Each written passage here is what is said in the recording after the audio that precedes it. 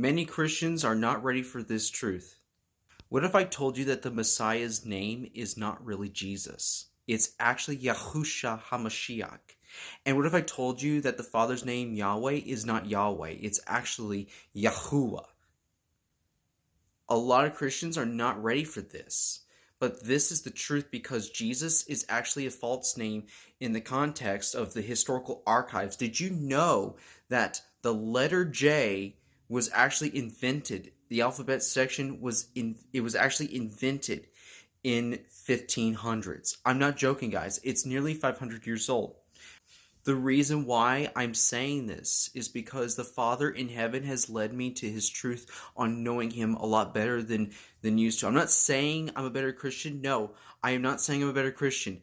I was seeking the kingdom of Yah in heaven, and I was trying to make sure I get close to him as possible, and he has been mind-blowing me with the truth in his only authority, and he has made it clear to me. And I'm not saying this out of a higher position. No, I am no in position to be a minister or anything, guys. I've been praying so much to the Father in heaven to show me his truth by asking for his knowledge, wisdom, discernment, all understanding, and help me to open my eyes and my hearts and my spirit. Everything, folks. This is huge stuff I want to spill out and speak out the truth. He also led me to see the truth about the title of in the Bible where it says Lord and God. He revealed to me that God is actually a title, not a name. And it also gets even interesting. The word Lord, okay, has many definitions in the Hebrew text, including not only it says master, but it also means Baal. Okay, is that a coincidence? No, it's not. Besides, the old Hebrew text never says anything about calling the great I am Lord. It actually mentions him as saying I am Yahuwah Elohim, which means, the great I am, the breath of life, okay? The breath of life, and he is actually calling us his true God, the true Almighty One, El Shaddai, which means the great Almighty One, okay? Now, it gets deeper because now that we actually are looking through this now, I'm going to show you the definition of Lord, the Hebrew definition of Lord, and you'll be surprised. And we're going to go deeper into this to where it all started and how it is represented. So here you go. This is the translation of Lord through Hebrew, and you see it says Sir, Master, Lord, Ruler, Commander, Possessor, Lord, Noble, Nobleman, Aristocrat, Lord, Patrician, Peer, Lord, Master, Rich Man, no bad. And it goes further. And here's another picture after the second version of it. So here it goes. It says, after Nobleman, Patriarch, and Peer, it says Lord, Master, Rich Man, Nobub, Husband, Owner, Baal. Yes, you see that? It says it right there. Baal, Spouse, Master, and Lord. Master, Lord, Sovereign. Ram, Magnate, Hid, Chief, Lord, and Noble. Is that a coincidence? Yes, that's a name title at the same time, okay? Now here's something interesting. This is Hosea chapter 2, verse 16-17.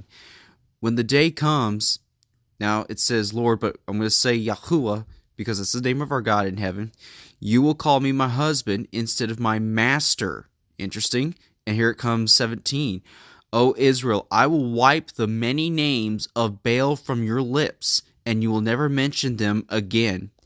That right there tells you that Baal does have many names, and that's why Lord counts. And yes, people have added the name Lord instead of, either Adonai. But the problem is that the original text does say that we have to call him by real name. That's why the commandment says honor his name. Now that we know that word, Lord, meaning Baal, it gets deeper, folks. Jesus' name is not the true name. And the book of Acts says in Acts chapter 4, verse 12, okay?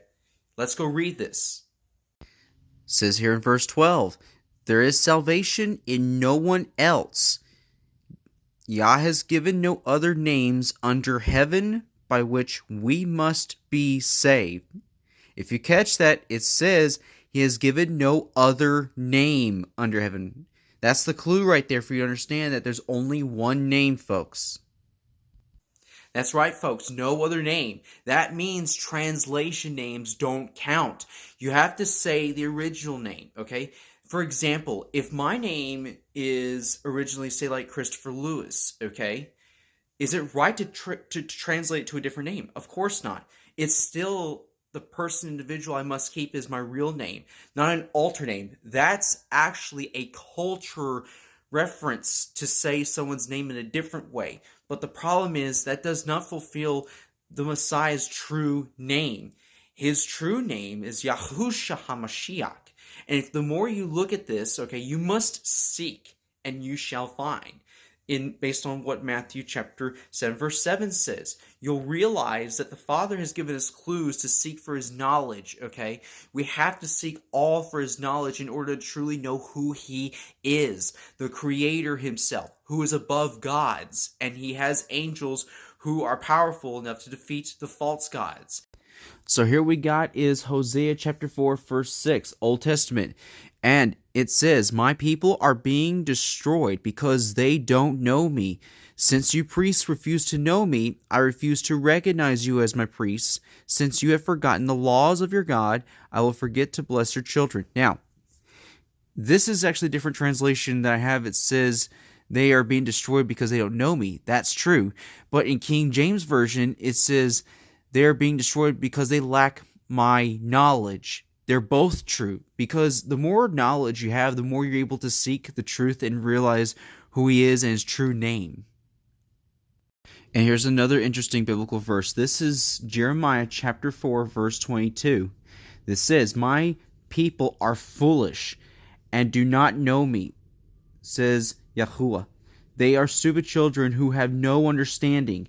They are clever enough at doing what's wrong, but they have no idea how to do good.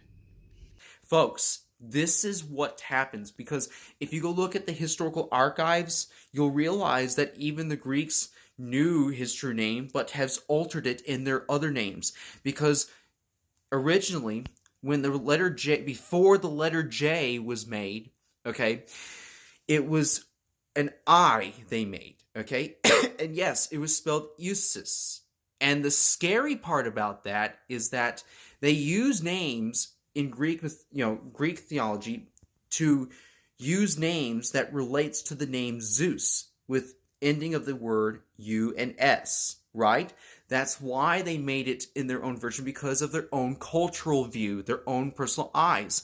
So here's what happened. When they did it through the emperor Constantine, who was responsible for creating Christian theology, all right, Christian theology in their own language and their own name and their own version of it, how to make this theology. And the problem is that when they recreated the translation with the name by saying Jesus, well, except it was Eusis, that's how they're trying to use that name as with US, because they want to pronounce the name as hailing to their false god Zeus. I'm not joking. It actually means hail Zeus.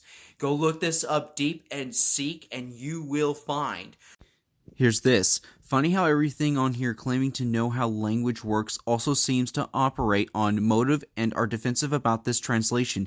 Yes, the word Jesus originally meant son of Zeus, and it was implemented by the Catholic Church to please as many pagans and Christians as possible.